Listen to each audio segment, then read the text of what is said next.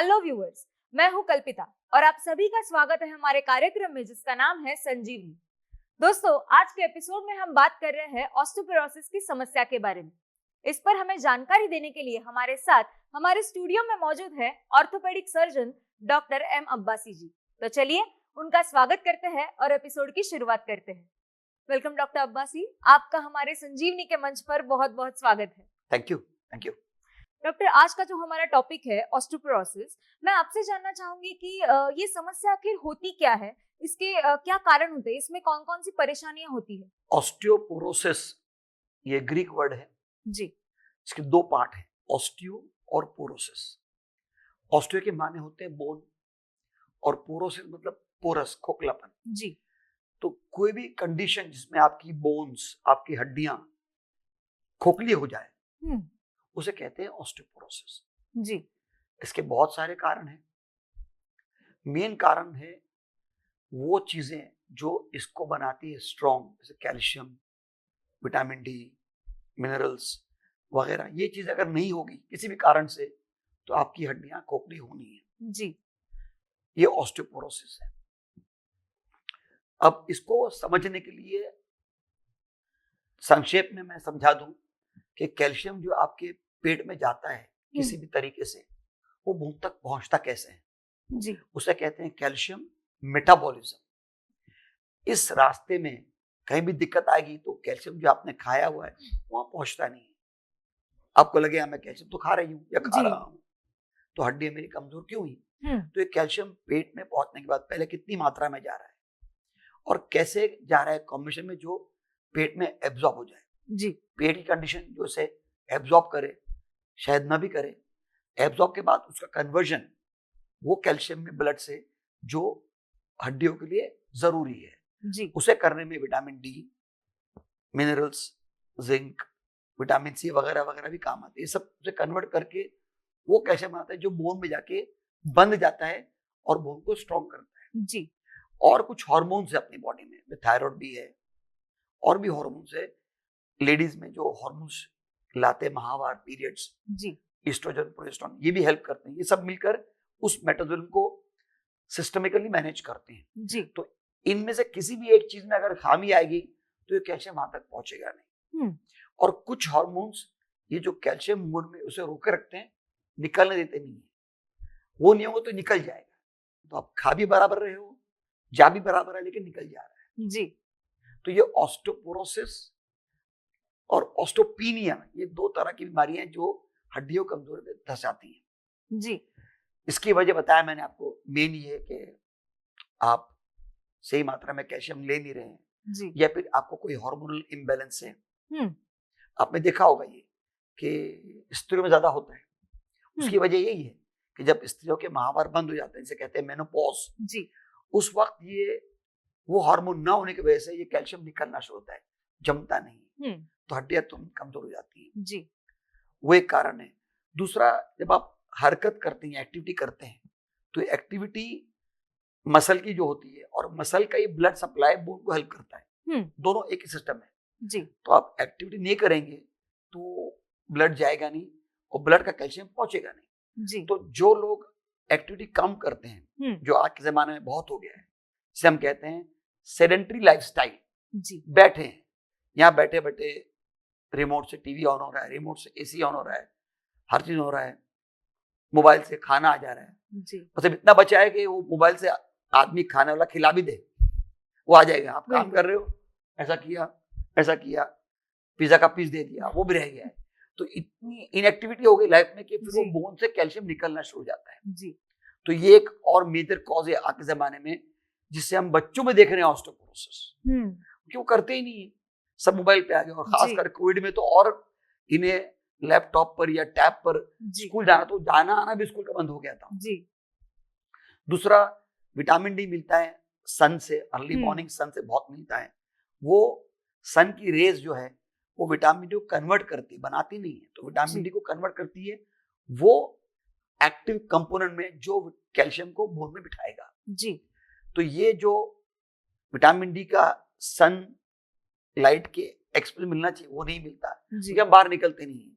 और मेट्रो में इतनी बड़ी बिल्डिंग हो गई कि सूरज दिखता भी नहीं है। और हमारी सुबह भी देर से ही चालू होती है। बिल्कुल, रातें लंबी हो गई हैं और दिन शिफ्ट हो गया पूरा। तो ये सब चीजें हैं जो कैल्शियम को बोन तक पहुंचने नहीं देती हैं। जी। कुछ बीमारियां भी होती हैं जिसकी वजह से कैल्शियम आपके बॉडी में एब्जॉर्ब नहीं होता, लेकिन बहुत कम है।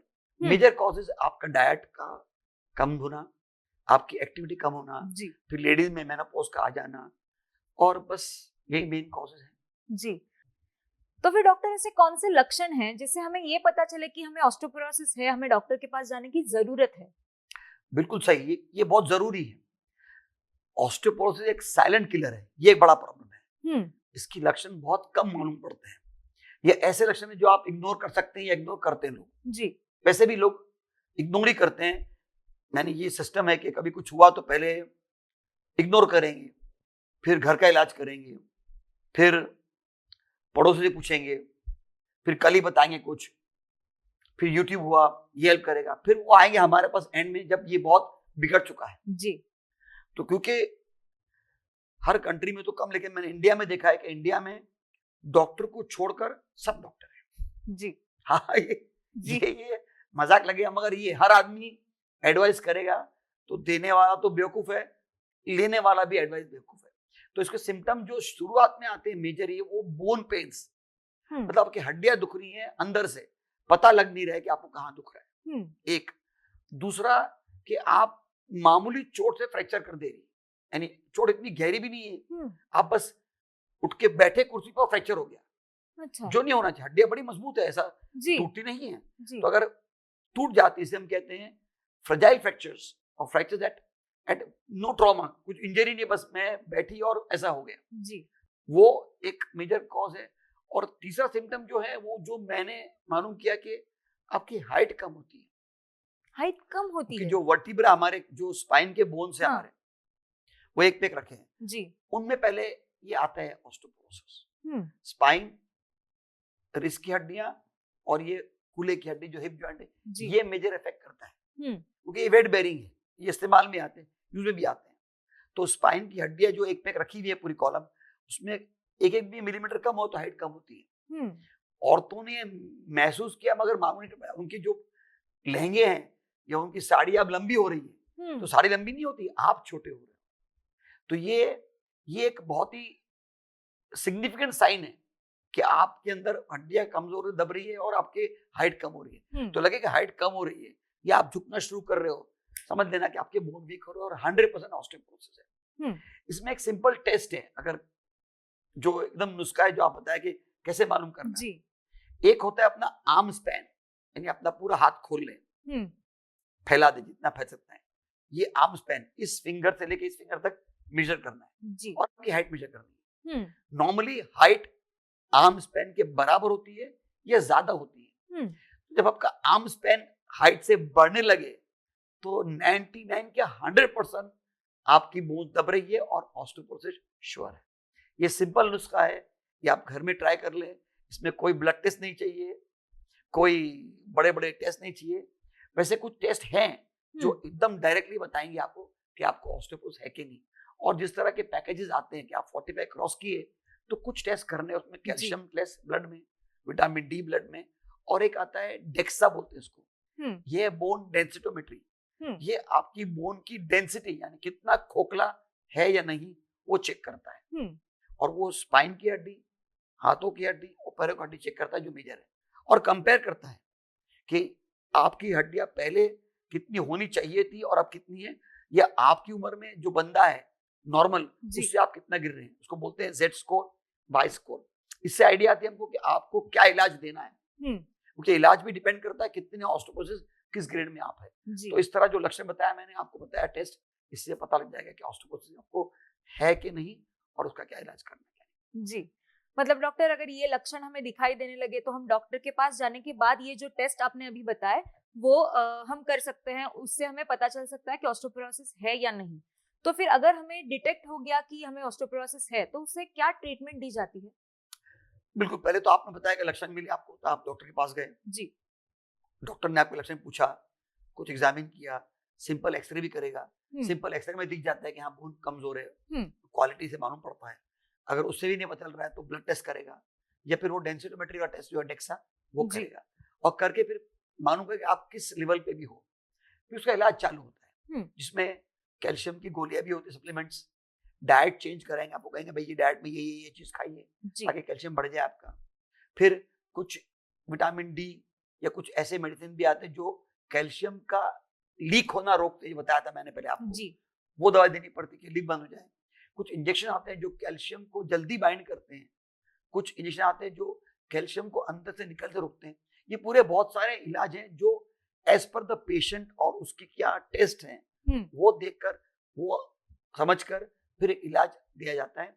और फिर उसके बाद आपसे रिक्वेस्ट किया था कि आप हर साल एनुअली दोबारा चेक करते रहे कि आप अभी कहाँ पर हैं। डॉक्टर, जैसे आपने पहले भी बताया कि ये समस्या महिलाओं में ज्यादा दिखाई देती है, उसका कारण भी आपने बताया कि पीरियड्स की वजह से ये हो सकता है, क्या इसके अलावा भी उसके कोई कारण है? मेजर कारण तो ये, उसके अलावा ये कि उनकी लाइफस्टाइल है उसमें वो अपने ज्यादा ध्यान रखती फैमिली का जी, तो ये उनका एक एटीट्यूड है, कैरेक्टर है, तो वो अपने खाने का और खाना ध्यान रखती है, तो डाइट में भी कमजोरी पाती होगी, ज्यादा घर में रहते, ये निकलते नहीं बाहर, तो सनलाइट का एक्सपोजर भी कम हो जाता है उनका। ये ज्यादा कवर्ड भी है ड्रेस वाइज जी, इन्हें हम बनियान में निकल जाए बाहर हमें कोई कुछ नहीं बोलेगा और हम अपने आप को एक्सपोज कर लेंगे, या बाकी बैठ गए टेरेस में सुबह की सूरत में बनियान निकाल के स्किन एक्सपोज होगी, जितना स्किन खुला रहेगा उतनी लाइट अंदर जाएगी और विटामिन डी बनेगा जी, तो वो भी मुश्किल पड़ती है। तो ये चीजें जो उनका कल्चरल भी है और घर में रहना है, बाहर निकलना नहीं है वगैरह वगैरह, ये भी इसको कैल्शियम को एब्जॉर्ब करने में या विटामिन डी में अफेक्ट करता है। तो ऑस्टियोपोरोसिस मेजर कॉज उनका है हार्मोनल और थायराइड भी, थायराइड चेक भी करवाना चाहिए, थायराइड रहेगा तो अफेक्ट करेगा आपका। और ये जो मेनोपॉज के बाद जो आते हैं हार्मोन्स की कमी वो भी होता है, तो कई फीमेल में फिर हमें HRT हार्मोन रिप्लेसमेंट ट्रीटमेंट देना पड़ता है, कैल्शियम के बाद भी वो देना पड़ता है। तो कैल्शियम है मगर जा नहीं रहे ना, तो हार्मोन की देना पड़ता है, मगर सब में नहीं, बहुत कम में, तो उससे भी फिर ऑस्टियोपोरोसिस रोका जाता है और बोन को इंप्रूव किया जाता है जी।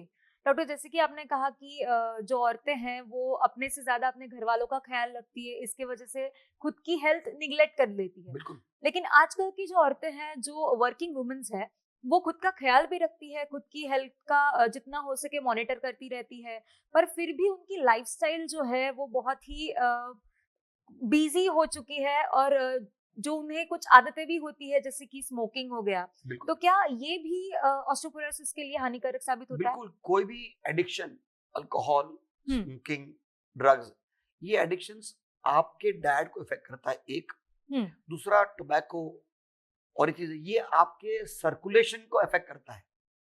तो जब ब्लड ही नहीं पहुंचेगा मेरे बोन तक तो कैल्शियम कितना भी खाओ नहीं पहुंचेगा।